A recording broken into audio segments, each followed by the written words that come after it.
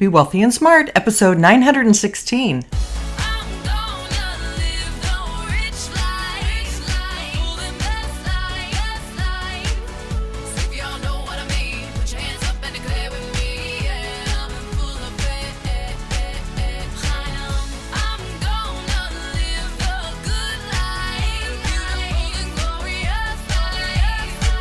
Step into a world of wealth and financial freedom without budgets, boredom, or bosses on Be Wealthy and Smart.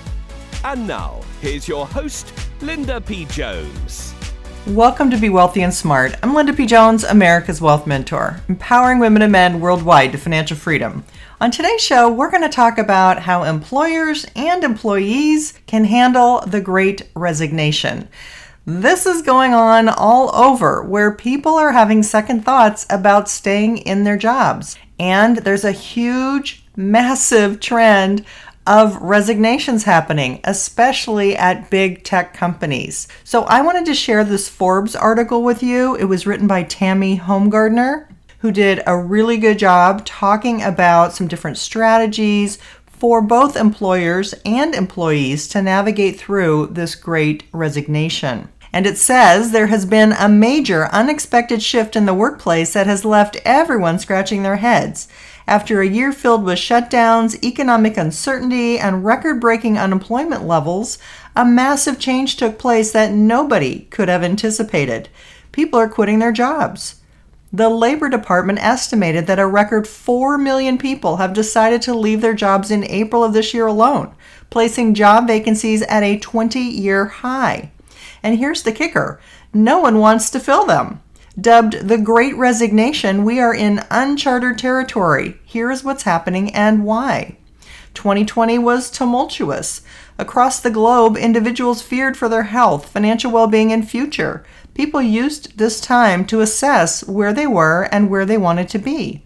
The flexibility provided through remote schedules and paid unemployment provided to be a valuable part of that. The trouble is, once everything started to reopen and normalcy resumed, businesses had expected employees to jump back on the 9-to-5 bandwagon, picking up where they left off before the world seemingly closed its doors.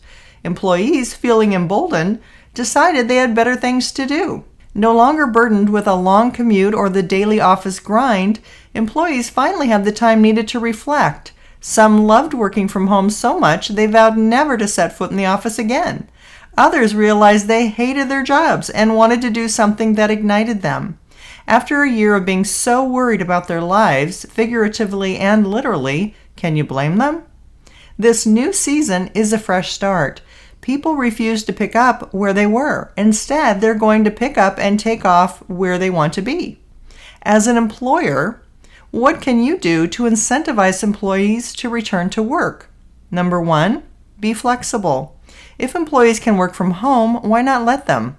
Most employees are not opposed to a hybrid schedule and are open to coming in 1 to 2 days a week. Others are even open to more, provided it is on their terms. Remember, happy employees make better employees.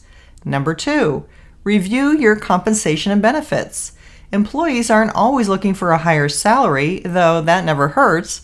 Other perks are just as enticing, such as a fully remote or hybrid work schedule, additional paid time off, paid parental leave, and paid time off to volunteer. And number 3, analyze your corporate culture. Employees want to feel like they are a part of an organization that genuinely cares about them, the community they're in, and the world at large. Think about the culture you have created to foster a diverse, equitable, and inclusive environment with a greater purpose. Now, as an employee, if you are going to join the masses and quit your job, consider these 6 steps. Number 1, make sure you know what you want to do and what you don't. List your negotiables and non-negotiables so you can pursue positions that align with your goals. Scratch off any that do not meet your needs. Number 2, advertise your hard and soft skills, especially if you are transitioning into a new industry. Hard skills are technical, such as computer programming, accounting, or electrical engineering, while soft skills are transferable regardless of the job, like communication, customer service, project management, etc. Number 3, search aggressively. Though there are many jobs out there, competition will be fierce. Millions of other people are vying for the same appealing positions you are. Searching should be your full-time job. Number 4, optimize your LinkedIn profile and resume. Failure to do so means that recruiters and hiring managers will pass you by, even if you are highly qualified for the role. This means creating a resume that is applicant tracking system friendly and using various industry-specific keywords throughout. Number 5, network in person, online, at the grocery store, a child's birthday party, wherever. Connect with people where you are as you can to let them know you are searching for a new position. LinkedIn is an excellent resource for this as well. And number 6, learn how to negotiate. It would be best if you learned how to speak up for what you want, effectively negotiating the terms of your employment. Doing so can make or break the next phase of your career, causing your next job to be a dream or a nightmare. So I just want to pause there and say I think these are really good tips both for employers and employees. And obviously, if you're looking for a job, LinkedIn is going to be a huge part of that, but so is networking with people that you know and possibly other people that are on a job search as well. They might turn down a job that's perfect for you, or they might know of an opening that they're not interested in, but you might be. You're going to cross paths with people that are looking at some of the same positions you are, but you won't necessarily be in competition with them. So make sure to have coffee with friends or colleagues, people that you know that might also be looking for jobs. And I also recommend you get in touch with some headhunters. Usually headhunters have open positions that they're trying to fill, and they tend to be quality positions that an employer paid them to go on a search and find good applicants.